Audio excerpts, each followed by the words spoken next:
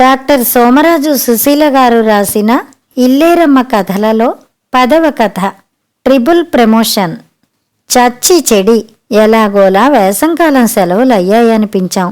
కొన్నాళ్ళు అమ్మమ్మ వాళ్ళింట్లో కొవ్వూరులోనూ కాకినాడ తాతగారింట్లోనూ తిరిగి తిరిగి వచ్చాం కదా, అన్నిటికన్నా మా ఇల్లే హాయిగా ఉందనిపించింది. మేం లేవని సువర్ణ చాలా దిగులు పడిందట. సెలవులకి ముందు రోజే అందరికీ ప్రోగ్రెస్ కార్డులు ఇచ్చేశారు కదా, రేపటి నుంచి బడికెళ్ళాలి. ఇంతింతకాలం బడికెళ్లకుండా ఉంటే ఎంత విసుగొచ్చేసిందో.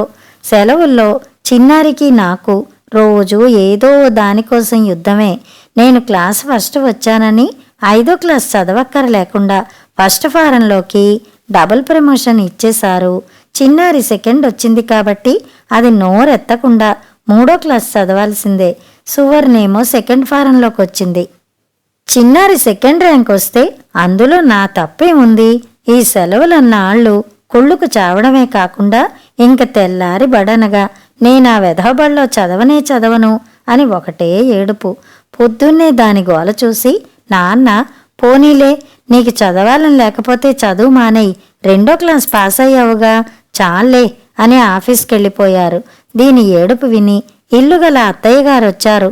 ఏమిటవుతోందో అనుకుని, వదినగారు, ఆ స్కూల్లో పిల్ల ఏదో జడుసుకున్నట్టుంది, పోనీ స్కూలు మార్చకూడదు అన్నారు. ఇది అందర్నీ జడిపిస్తుంది గాని తను జడుసుకునే రకం కాదే. దీని విషయం మీకు తెలియదు. ఏదో ప్లాన్ ఉండే ఉంటుంది దాని బుర్రలో. సుశీలకి డబుల్ ప్రమోషన్ వచ్చి మరి దీనికి రాలేదు కదా. ఇప్పుడు 3 క్లాసులు తక్కువ చదవడం దానికి నామోషట. ఇంకా అందుకని ఆ స్కూల్కి చచ్చినా వెళ్ళదట. ఏమన్నా అర్థం ఉందా? ఈ ఏడాది ఫస్ట్ వస్తే దీనికి ఇస్తారుగా డబుల్ ప్రమోషను అంది అమ్మ. అమ్మా, నీ పెద్ద కూతురు కొట్టే పోజులు భరిస్తూ అసలు నేను ఏడాదంతా బతికి చదివి పాస్ అయినప్పుడు కదా ఫస్ట్ ర్యాంకు సంగతి. నే మాత్రం చచ్చినా దానితో కలిసి ఆ బడికి వెళ్ళను. రేపు నువ్వు సువర్ణ వాళ్ళ గుమస్తా గారితో ఫీజు కట్టించేసినా నే వెళ్ళను, నీ ఇష్టం అని చిన్నారి ఖచ్చితంగా చెప్పేసింది. అమ్మ అయితే తలపట్టు కూర్చుంది. ఎప్పుడూ చేతిలో ఏదో పుస్తకం లేకుండా ఉండని చిన్నారి అసలు చదువే మానేస్తానంటే మరి అమ్మకి భయం వేయదు. ఇంతలోకి వెంకయ్యమ్మ గారొచ్చారు. పోనీ మా మనవడు ఈ వీధి చివర ఈదర వెంకట్రామయ్య గారి బళ్ళో చదువుతున్నాడు, అక్కడ చేర్పించమ్మా ప్రస్తుతానికి. కాస్త బిల్లదానికి తిక్క తగ్గాక మళ్ళీ కాన్వెంట్లో పడేయొచ్చు అని ఉపాయం చెప్పారు. ఏమే, ఆ బడికెడతావా అని అడిగింది అమ్మ. రేపోసారి చూసొస్తా, 4లో చేర్చుకుంటానంటే చేరతానని ఒప్పుకుంది. ఇంకా అక్కడితో ఆ గొడవ అయిపోయిందని అమ్మయ్య అనుకుంది అమ్మ. మర్నాడు నేను సువర్ణ వెడుతూ రావే, వీళ్ళ కొత్త కారులో వెడదాం అన్నా కూడా వినిపించుకోలా. వేసవికాలం సెలవుల్లో సువర్ణ వాళ్ళు మంచి నల్లకారు కొనుక్కున్నారు. నడిపేందుకు ఓ డ్రైవర్ తాతగారిని పెట్టుకున్నారు. దానికి కారెక్కి స్కూలుకి వెళ్ళాలని రాసిపెట్టి ఉండాలి కదా. ఎవరేం చేస్తాం, నే వెళ్ళి క్లాసులో కూర్చుంటే అందరు పిల్లలు నాకన్నా ఎత్తుగా అనిపించారు. మా ఫ్రెండ్స్ అంతా 5వ క్లాసులో ఉండిపోయారు కదా, తెలిసిన వాళ్ళెవరూ లేరు. దానికి తోడు ఫస్ట్ ఫారంలో ఎక్కడెక్కడి కొత్త పిల్లలో ముందు పరీక్ష రాసి పాస్ అయి చేరతారు. అందుకే ఫస్ట్ ఫారం నుంచి 4 సెక్షన్లుంటాయి. నాకు బొత్తిగా తోచక కాసేపు 5వ క్లాసులో కూర్చుని మళ్ళీ వచ్చా. ఎందుకొచ్చిన డబుల్ ప్రమోషను? ఇంట్లోన చిన్నారితోటే విరోధం వచ్చేసింది. స్కూల్లో అయితే ఒక్క పిల్ల ముఖమూ తెలిసినట్లు లేదు. మొదటి రోజు కదా అని అందర్నీ అన్నాల బెల్ల కొట్టగానే ఇంటికెళ్ళిపోమన్నారు. ఇంతలోకి మా పాత రిక్షావాడు కనిపించి ఇంటి దగ్గర దింపేశాడు. అమ్మాయి గారు, తమరు కారు కొనుక్కున్నారేటండి అని అడిగాడు. సువర్ణేం మాట్లాడలేదు గాని నేను మాత్రం అవును, బడికెళ్ళడానికి వీలుగా ఉంటుందని అని చెప్పా. అప్పుడప్పుడు నా రిచ్చాలా కూడా వెళ్ళిపోయొచ్చాలా అంటే అలాగేలే అని వాడికి చెప్పి ఇంట్లోకొచ్చా. చూస్తే ఏముంది, చిన్నారికి చదువా చట్టుబండలా ఇందిని బుజ్జిని ముందేసుకుని కేరమ్స్ ఆడుతోంది. అయ్యో, చదువు మానేశానే అని గాని కారెక్కలేకపోయానే అని గాని దానికి ఇంత బాధ కూడా ఉన్నట్టు అనిపించలా. తలెత్తి కూడా నా కేసి చూడలా. నన్ను చూడగానే ఏదో పనున్న దానిలా లేచి వెళ్ళిపోయి ఓ పాత బాలమిత్ర పుచ్చుకొని కూర్చుంది. అన్నం తింటూ అమ్మతో చెప్పా, అమ్మా, ఫస్ట్ ఫారం అంటే అంత పెద్ద క్లాస్ అని నాకిన్నాళ్ళు తెలియదమ్మా. ఇది వరకు మాకు నేల మీదే కూర్చుని చేతి బల్లల మీద రాసుకోవాల్సి వచ్చేది కదా. ఇప్పుడు ఎవరి బెంచి వాళ్ళకే, ఎవరి కుర్చీ వాళ్ళకే. కుర్చీ బల్ల కలిపి ఉంటాయి. 10 పుస్తకాలు పెట్టుకునేంత డ్రాయర్ కూడా ఉంది. ఇంకొలికిపోకుండా ఇంకు సీసా నిలబడేందుకు ప్రతి బల్ల మీద గుండ్రంగా బిళ్ళలాగా కూడా ఉంది తెలుసా అని అమ్మకి నేను మా స్కూల్లో ఫస్ట్ ఫారం క్లాస్ కబుర్లు చెప్తున్నాను. ఏదన్నా చెప్తేనే కదా తెలిసేది. అమ్మ అసలు బడికే రాదు కదా. ఏమీ చెప్పకపోతే ఎంతకని ఊహించుకుంటుంది.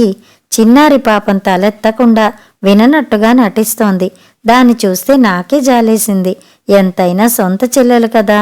2వ క్లాస్తో చదువు ఆపేస్తోందంటే నాకు మాత్రం బాధగా ఉండదు.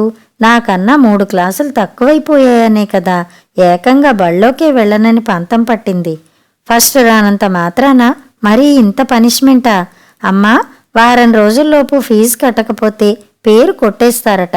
ఈ శనివారం లోపల దీని తిక్క తగ్గకపోతే ఆ 3వ క్లాస్ చదువు కూడా ఉండదు అన్నా. నాని, నీ విషయం నువ్వు చూసుకో. దాని చదువు సంగతి నీకెందుకు? మళ్ళీ ఏమన్నా అంటే రోజున్నర ఏడుస్తావు. నువ్వేమైనా దాని గార్డెన్వా అని ఇలాంటి పరిస్థితుల్లో కూడా నన్నే కేకలేసింది. అమ్మ ఎప్పుడు దాని పక్షమే. అమ్మ అంతా ఊరికే పనున్నప్పుడే నాతో బాగా మాట్లాడుతుంది. నేను నీ చెత్తబళ్ళో చేరనని ఎప్పుడో చెప్పేశాగా. చెప్పమ్మా అమ్మా, నేను కొత్త బళ్ళో చేరానని. ఏమిటి, కొత్త బళ్ళోనా? ఏ బడి? చెప్పవేమే అమ్మా. దాన్ని ఎంచక్కా కొత్త బళ్ళో చేర్పించి నన్ను ఆ వెధా పాత బళ్ళోనే చదివిస్తున్నావా? ఎంత అన్యాయం! ఛా, నోర్మోయ్. తేగంటే తేగలాంటి కొడుకు కావాలంటావు. కొత్త బడంటే కొత్త బట్టలు అనుకుంటున్నావా? రోజు రోజుకి కావాలనడానికి దానికంటే బుద్ధి లేదు. పెద్దదానివి, నీ బుద్ధి ఏమవుతోంది? మళ్ళీ నన్నే తిట్టడం. అమ్మా చెప్పమ్మా, ఏ బళ్ళో చేరిందో? మన వెంకయ్యమ్మగారి మనవడు చదువుతున్నాడే వీధి చివర బడి, అందులో 2 రూపాయల జీతం కట్టి వచ్చింది అమ్మ చెప్పింది. ఛీ ఛీ ఛీ, వీధి బళ్ళో చేరావా తల్లి? ఇంకా కొత్త బడంటే ఏమిటో అనుకున్నాను. వీళ్ళన్నా నిన్ను 4వ క్లాసులో చేర్చుకున్నారా పాపం? ఇంత కష్టపడ్డావు. లేదు, అలా కుదరదన్నారు. అయ్యో పాపం, స్కూలు మారి ఏం లాభం? 4లో చేర్చుకోపోతే. నీకెందుకే నా బాధ? 4 కాకపోతే 5లో చేరా. నీకెందుకు నా ఊసు? అమ్మ బాబోయ్, 5వ క్లాసా? ఏకంగా 3 లేదు, 4 లేదు, 5వ క్లాసా? నాకన్నా 1 క్లాసే తక్కువ. నాకైతే గుండాగినంత పని అయింది. నీకన్నా 1 క్లాసే తక్కువ. నువ్వు గాని ఎప్పుడన్నా ఒక్కసారి పరీక్ష తప్పితే నీ క్లాస్మేట్ని అయిపోతా. చూస్తుండు. మళ్ళీ 7 కాన్వెంట్లో ఫస్ట్ ఫారంలో చేరే పిల్లల కోసం పరీక్ష పెడతారు కదా, అందులో పాస్ అయ్యి కాన్వెంట్లో వచ్చే 7 చేరకపోతే నా పేరు చిన్నారే కాదు. ఇది అన్నంతా పని చేస్తుందని నాకు తెలుసు. నే ఇందాకటి నుంచి దాని చేతిలో ఉన్నది బాలమిత్ర అనుకున్నా. కాదు, సువర్ణ వాళ్ళ తమ్ముడు సాయిలేడు. అతనిది 3వ క్లాస్ భూగోళం పుస్తకం. ఒక 10 రోజుల్లో 3వ క్లాస్ పుస్తకాలు, ఇంకో 10 రోజుల్లో 4వ క్లాస్ పుస్తకాలు నావి పాతవి చదివేస్తుందిట. వెధవ, ఒక్కో క్లాస్ చదవడానికి ఏడాదెందుకు దండగా అని టక్కులు పోయింది. నిజంగానే అది అన్నమాట సాధించి మళ్ళీ ఏడాది మా కాన్వెంట్లోనే ఫస్ట్ ఫారంలో చేరి ప్రతి పరీక్షల ముందర నే తప్పితే నా క్లాస్మేట్ అవుతాన్ని బెదిరిస్తుంటే అసలు నేననే మనిషిని ఉంటానా? ఏదన్నా భరించవచ్చు గాని అది నా క్లాసులో నా పక్కనో ముందో కూర్చుంటే బతకగలనా? లాభం లేదు. ఇంక నేను చచ్చినట్లు ఒళ్ళు దగ్గరెట్టుకు చదవాల్సిందే. కథ సమాప్తం.